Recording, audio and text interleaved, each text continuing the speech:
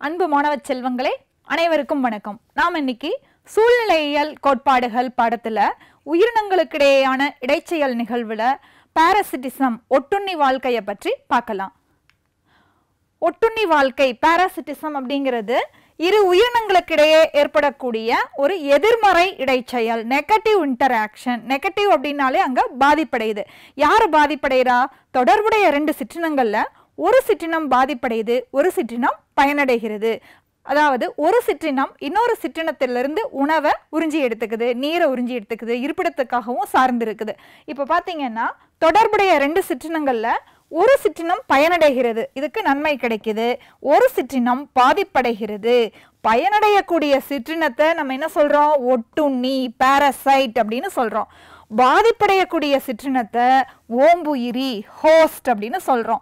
இந்த ஓம்புயிரியிலிருந்து தான் ஒட்டுண்ணி என்ன செய்யுது? நீர், உணவு இதெல்லாம் உறிஞ்சி எடுத்துக்குது, இருப்பிடமாகவும் இருக்கு. ஓம்புயிரி தான் ஒட்டுண்ணி வாழ்வதற்கான இருப்பிடமாகவும் இருக்கு. இந்த ஒட்டுண்ணி வாழ்க்கையில பாத்தீங்கன்னா பெரும்பாலான ஒட்டுண்ணிகள் குறிப்பிட்ட ஓம்புயிரி சார்ந்தவையாக ஹோஸ்ட் ஸ்பெசிஃபிக்கா இருக்கும். அதாவது சில ஒட்டுண்ணிகள் அந்த குறிப்பிட்ட ஓம்புயிரியில மட்டும்தான் வாழக்கூடிய தன்மையுடையதா இருக்கும். அப்படி இருக்கும்போது இந்த ஓம்புயிரி உயிரினம் என்ன செய்யுது அப்படின்னா, அந்த ஒட்டுண்ணி தன்னை தாக்காம இருக்கிறதுக்கு சில பல வழிமுறைகளை உருவாக்கிக்கும். ஒட்டுண்ணியை எதிர்க்கிறதுக்காக சில முறைகளை உருவாக்குது. ஆனா அந்த ஒட்டுண்ணி சும்மா இருக்குமா? அதை சமன்படுத்தி, அதை நியூட்ரலைஸ் பண்ணி எப்படியாவது அந்த ஹோஸ்ட்டை தாக்கி தான் வாழ்றதுக்கு முயற்சி செய்யும். அந்த மாதிரி அந்த ஒட்டுண்ணி ஓம்புயிரிக்கு எதிரான சில முறைகளை உருவாக்குது. இப்படி ஓம்புயிரி, ஒட்டுண்ணி இரண்டுமே கூட்டு பரிணாம வளர்ச்சி அங்க அடைகிறது. இப்போ ஒட்டுண்ணியோட சிறப்பு தகவமைப்புகள் என்னென்ன அப்படின்னு பார்க்கலாம். அதாவது ஓம்புயிரி மேல போய் இருந்து அது வாழ்வதற்காக சில சிறப்பான முறைகளை உருவாக்குது. அது என்னென்ன அப்படின்னு பாருங்க. தேவையற்ற உணர் உறுப்புகள் இழப்பு. தேவையில்லாத உணர் உறுப்புகள், அதுக்கு உணர் உறுப்பே வேண்டாம். ஒட்டுண்ணி என்ன பண்ணுது? ஓம்புயிரி மேல போய் இருந்து அதுல இருந்து உணவு, நீர் எல்லாமே தனக்கு தேவையானதெல்லாம் அது உறிஞ்சி எடுத்துக்குது. அப்ப அங்க உணர்வு உறுப்புக்கு வேலையே கிடையாது. அடுத்து ஒட்டி கொள்ளணும் இல்லையா? அந்த ஒட்டி கொள்றதுக்கு தேவையான சிறப்பு ஒட்டு உறுப்புகள், அட்ஹெசிவ் ஆர்கன், ஹோஸ்ட் மேல போய் நல்லா பிடிச்சிட்டு ஒட்டிக்கணும். அதுக்கு தேவையான உறுப்புகள் அங்க உருவாகுது. அட்ஹெசிவ் ஆர்கன், அதோட உறிஞ்சு உறுப்புகள், சக்கர்ஸ், உணவு, நீர் இதெல்லாம் உறிஞ்சணும் இல்லையா? அதுக்கு தேவையான உறுப்புகள் அங்க நன்கு வளர்ச்சி அடைகிறது. அதே மாதிரி அதிக இனப்பெருக்க திறனுடையதா இருக்கு. ஒட்டுண்ணியோட ரீப்ரடக்டிவ் கெப்பாசிட்டி அதிகமா இருக்கு. இதெல்லாம் ஒட்டுண்ணியோட சிறப்பு பண்புகள். ஒட்டுண்ணிகளோட வாழ்க்கை சுழற்சி பெரும்பாலும் சிக்கலானதா இருக்கு. எப்படி அப்படின்னு பார்த்தீங்கன்னா, சில ஒட்டுண்ணிகள் ஒன்று அல்லது இரண்டு இடைநிலை ஓம்புயிரிகளை கொண்டுள்ளது. அதாவது இன்டர்மீடியேட் ஹோஸ்ட். இந்த ஒட்டுண்ணிகள் பார்த்தீங்கன்னா எதுல வாழ்ந்து இனப்பெருக்கம் செய்யுதோ அது பிரைமரி ஹோஸ்ட் அப்படின்னு சொல்லுவோம், முதன்மை ஓம்புயிரி. அது இல்லாம அதுக்கு சில இடைநிலை ஓம்புயிரிகள், இன்டர்மீடியேட் ஹோஸ்ட் தேவைப்படும். அந்த மாதிரி சில ஒட்டுண்ணிகளுக்கு இரண்டு இடைநிலை ஹோஸ்ட் இருக்கு, இன்டர்மீடியேட் ஹோஸ்ட் இருக்கு. அல்லது கடத்திகள், வெக்டார்ஸையும் உள்ளடக்கியதா இருக்கு. வெக்டார்ஸ் என்ன பண்ணும்? அந்த ஒட்டுண்ணியை ஒரு ஓம்புயிரிட்டு இருந்து இன்னொரு ஓம்புயிரிக்கு கடத்துறதுக்கு உதவக்கூடியதா இருக்கும். இப்படி இந்த இன்டர்மீடியேட் ஹோஸ்டும் வெக்டார்ஸும் முதன்மை ஓம்புயிரியில ஒட்டுண்ணி வாழ்க்கையை எளிதாக்குறதுக்கு உதவுது. இதுக்கு எக்ஸாம்பிளா மனித கல்லீரல் புழு எடுத்துக்கிட்டோம்னா, லிவர் ஃப்ளூக் எடுத்துக்கிட்டீங்கன்னா, அதோட வாழ்க்கை சுழற்சியை முடிக்கிறதுக்கு ரெண்டு விதமான இன்டர்மீடியேட் ஹோஸ்ட், இடைநிலை ஓம்புயிரி தேவைப்படுது. எது அப்படின்னு பார்த்தீங்கன்னா, நத்தை ஒன்று, இன்னொன்று மீன். இந்த நத்தையும் மீனும் இன்டர்மீடியேட் ஹோஸ்டா இருக்கு. யாருக்கு? லிவர் ஃப்ளூக் ஒட்டுண்ணிக்கு. கல்லீரல் புழு ஒட்டுண்ணிக்கு நத்தை மற்றும் மீன் இரண்டும் இன்டர்மீடியேட் ஹோஸ்டா இருக்கு. அடுத்து மலேரியா ஒட்டுண்ணி. மலேரியா நோயை பரப்புறது யாரு? கொசு. மலேரியா நோய்க்கு காரணமா இருக்கிறது பிளாஸ்மோடியம். இந்த மாதிரி மலேரியா ஒட்டுண்ணியான பிளாஸ்மோடியம் மற்ற ஓம்புயிரிகளுக்கு பரவணும் அப்படின்னு சொன்னா, அதாவது மலேரியா ஒட்டுண்ணிக்கு பிரைமரி ஹோஸ்டா இருக்கிறது கொசு. மனிதன் இன்டர்மீடியேட் ஹோஸ்ட் தான். ஒரு மனிதன்ல இருந்து இன்னொரு மனிதனுக்கு இந்த ஒட்டுண்ணி பரவணும் அப்படின்னு சொன்னா அந்த கொசு தான் இங்க என்னவா இருக்கு? வெக்டாரா இருக்கு, கடத்தியா இருக்கு. ஒட்டுண்ணினால ஓம்புயிருக்கு என்னென்ன விளைவுகள் ஏற்படுது, தீங்குகள் ஏற்படுது அப்படின்னு பாருங்க. ஒட்டுண்ணி பெரும்பாலும் ஓம்புயிரிக்கு தீங்கு விளைவிக்க கூடியதா தான் இருக்கு. பெரும்பாலான ஒட்டுண்ணிகள் என்ன பண்ணுது? ஓம்புயிரிக்கு நோயை உண்டாக்கக்கூடியதா இருக்குது. ஓம்புயிரியோட வாழும் தன்மை, சர்வைவல் அண்ட் வளர்ச்சி, growth, ரீப்ரொடக்ஷன், இனப்பெருக்கம் இது எல்லாமே குறைக்குது. ஒட்டுண்ணியானது ஓம்புயிரியோட வளர்ச்சியை குறைக்குது, இனப்பெருக்க திறனை குறைக்குது, வாழும் தன்மையை குறைக்குது. இதனால ஓம்புயிரினுடைய இனத்தொகை அடர்த்தி, பாப்புலேஷன் டென்சிட்டி குறையுது. இப்போ பார்த்தீங்கன்னா ஒட்டுண்ணினால ஓம்புயிரியோட வாழ்க்கை பாதிக்கப்படுகிறது. இந்த ஒட்டுண்ணிகளை ஓம்புயிரி ஒட்டுண்ணி இடைச்செயல்களினுடைய அடிப்படையில் 2 வகையாக பிரிக்கலாம். என்னென்ன அப்படின்னு பார்த்தீங்கன்னா முழு ஒட்டுண்ணிகள் ஹோலோ பாரசைட், இன்னொன்று பாதி ஒட்டுண்ணிகள் ஹெமி பாரசைட்.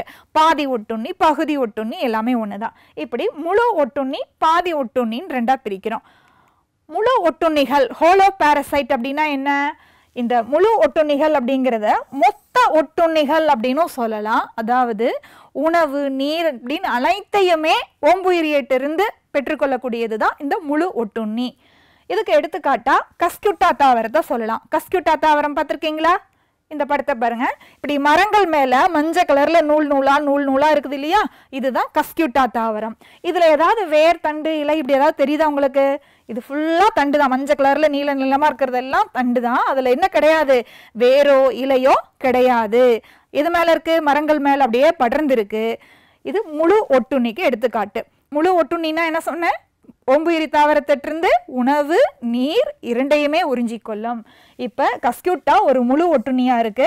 இது பச்சையமற்றது, குளோரோஃபில் கிடையாது. ஏன்னா அது ஒளிச்சேர்க்கை செய்யணுங்கிற அவசியம் இல்லை.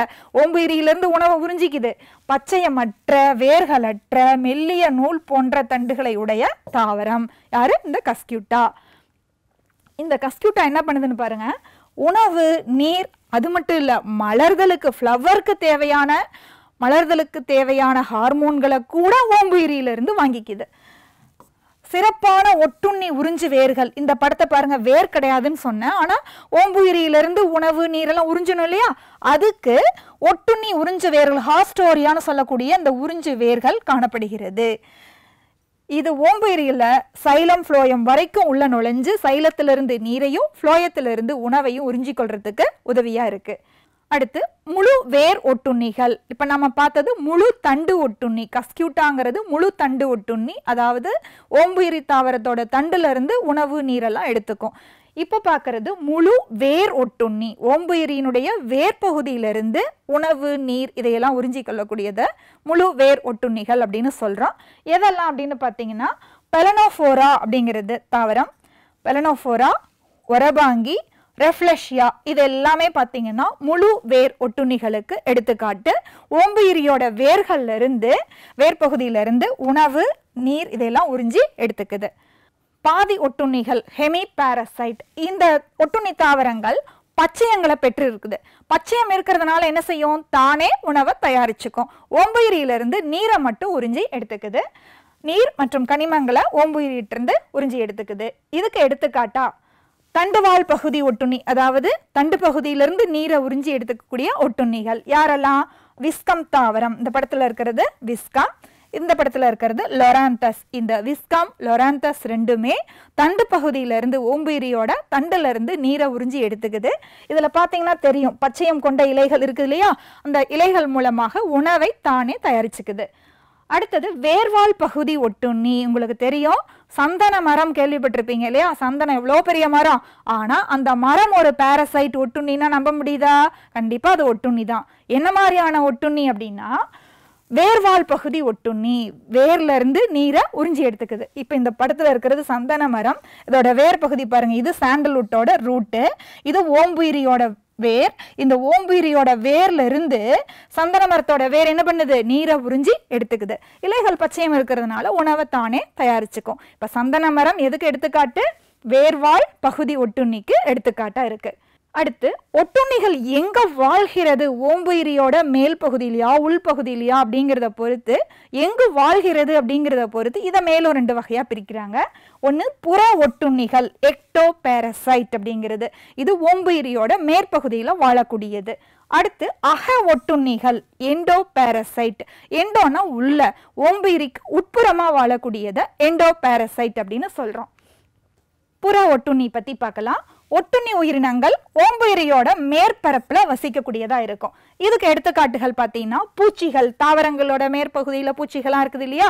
அந்த பூச்சிகள், உண்ணிங்கிறது நாயிலாம் இருக்கும், உண்ணிகள், பேன்கள், மனித தலைகள் இருக்குது இல்லையா? பேன்கள். அந்த பேன் எங்க இருக்கு? தலையில மேல் பகுதியில தானே இருக்கு. அந்த பேன்கள், கஸ்கியூட்டா தாவரம் இப்ப பார்த்தா இல்லையா, அந்த மரத்து மேல பறந்துருந்துச்சு இல்லையா, அந்த கஸ்கியூட்டா தாவரம், இதெல்லாம் புற ஒட்டுண்ணிக்கு எடுத்துக்காட்டு.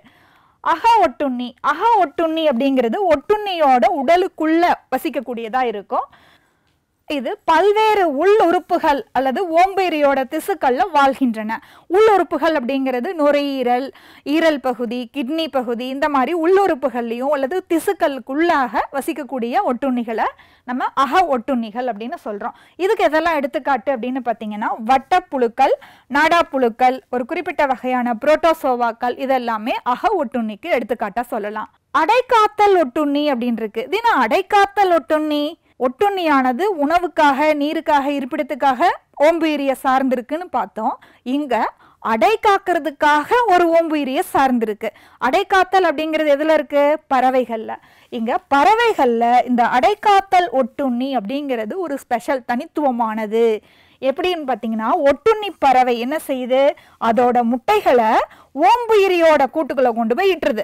அதனால அடைக்காக்க முடியாது. அதனால அடைக்காக்கக்கூடிய பறவையோட கூட்டுல போய் தன்னோட முட்டையை இட்டுட்டு வந்துடும். இது அடைக்காக்கக்கூடிய அந்த ஓம்புயிரி பறவைக்கு அது தன்னோட முட்டையா அல்லது வேற பறவையோட முட்டையான கண்டுபிடிக்க முடியாது. அதனால என்ன பண்ணுது? தன்னோட முட்டையோடவே சேர்ந்து அந்த ஒட்டுண்ணி பறவையோட முட்டையும் சேர்ந்து அடைக்காக்கும். இதுக்கு பெஸ்ட் எக்ஸாம்பிளா நம்ம யாரை சொல்லலாம்? காகம், குயில். குயில் என்ன பண்ணுது? தன்னால முட்டையிட முடியும், ஆனா அடை காக்காது. எதுல போய் முட்டை விடுது? காகத்தோட கூட்டுல போய் காகத்தோட முட்டையோட முட்டையா இது தன்னோட முட்டையை இட்டுரும். இந்த காகம் என்ன பண்ணும்? தன்னோட முட்டையோட சேர்ந்து குயில் முட்டையும் அடைக்காக்கும். அடைக்காத்து காகத்தோட சேர்ந்து அந்த குயில் குஞ்சுகளும் அதுல பொறிச்சு வருது. இது அடைக்காக்கும் ஒட்டுண்ணி, ப்ரூட் பாரசிட்டிசத்துக்கு எடுத்துக்காட்டு. மாணவர்களே, இப்போ ஒட்டுண்ணி வாழ்க்கைனா என்ன, அதனுடைய வகைகள் என்ன அப்படிங்கிறதெல்லாம் பார்த்தோம். இது சார்ந்து போட்டித் தேர்வுல கேட்கப்பட்ட வினாக்களை பார்க்கலாமா? முதல் கேள்வி, கஸ்கியூட்டா இதற்கு எடுத்துக்காட்டு. கஸ்கியூட்டா தாவரம் எதுக்கு எடுத்துக்காட்டு அப்படின்னு கேட்டிருக்காங்க. உள் ஒட்டுண்ணி, அதாவது அக ஒட்டுண்ணி இல்ல. கண்டிப்பா கஸ்கியூட்டா அக ஒட்டுண்ணி கிடையாது. வெளி ஒட்டுண்ணி, மரத்தோட மேல் பகுதியில தானே படர்ந்திருந்தது. அப்போ வெளி ஒட்டுண்ணிங்கிறது சரியா இருக்கும். அடைக்காக்கும் ஒட்டுண்ணி, அடைக்காக்கும் ஒட்டுண்ணிங்கிறது பறவையில இருக்கக்கூடியது. இது கஸ்கியூட்டாங்கிறது தாவரம், இதுல கண்டிப்பா வராது. வேட்டையாடுதல், பிரிடேஷன், இங்க பிரிடேஷனும் கிடையாது, வேட்டையாடக்கூடியதாகவும் இல்லை. அப்ப எது சரியான விடை? வெளி ஒட்டுண்ணி அப்படிங்கிறது தான் கஸ்கியூட்டா. நெக்ஸ்ட் கொஸ்டின், ஒரபாங்கி தாவரம் ஒரு ஒரபாங்கி தாவரம் எதுக்கு எடுத்துக்காட்டா நாம பார்த்தோம்? ஆப்ஷனை பாருங்க. முழு தண்டு ஒட்டுண்ணி கிடையாது. முழு தண்டு ஒட்டுண்ணி கஸ்கியூட்டா. கூட்டுயிரி, சிம்பயாசிஸ், இங்க கூட்டுயிரியாவும் இது இல்லை. முழு வேர் ஒட்டுண்ணி, முழு வேர் ஒட்டுண்ணி, வேர் பகுதியிலிருந்து உணவு, நீர் இதெல்லாம் உறிஞ்சி எடுத்துக்கொள்ளக்கூடிய ஒட்டுண்ணியத்தான் முழு வேர் ஒட்டுண்ணின்னு சொல்லுவோம். ஒரபாங்கி அப்படிங்கிறது முழு ஒட்டுண்ணிக்கு. ஐயோ, இந்த கொஸ்டின். நெக்ஸ்ட் கொஸ்டின், ஓரபாங்கி தாவரம் ஒரு ஓரபாங்கி தாவரம் எதுக்கு எடுத்துக்காட்டுன்னு கேட்குறாங்க. ஆப்ஷன் பாருங்க. முழு தண்டு ஒட்டுண்ணி, முழு தண்டு ஒட்டுண்ணி கிடையாது. ஏன்னா கஸ்கியூட்டா தான் முழு தண்டு ஒட்டுண்ணி. ஓரபாங்கி முழு தண்டு ஒட்டுண்ணிக்கு வராது. கூட்டுயிரி, சிம்பயாசிஸ், இதுவும் கிடையாது. முழு வேர் ஒட்டுண்ணி. ஓரபாங்கி தாவரம் என்ன செய்யுது? வேர் பகுதியிலிருந்து நீர், உணவு இது ரெண்டையும் உறிஞ்சி எடுத்துக்குது. ஓம்புயிரியோட வேர் பகுதியிலிருந்து தான் உணவு, நீரெல்லாம் எடுத்துக்குது. அது முழு வேர் ஒட்டுண்ணிக்கு எடுத்துக்காட்டா இருக்கும். பகுதி ஒட்டுண்ணி கிடையாது.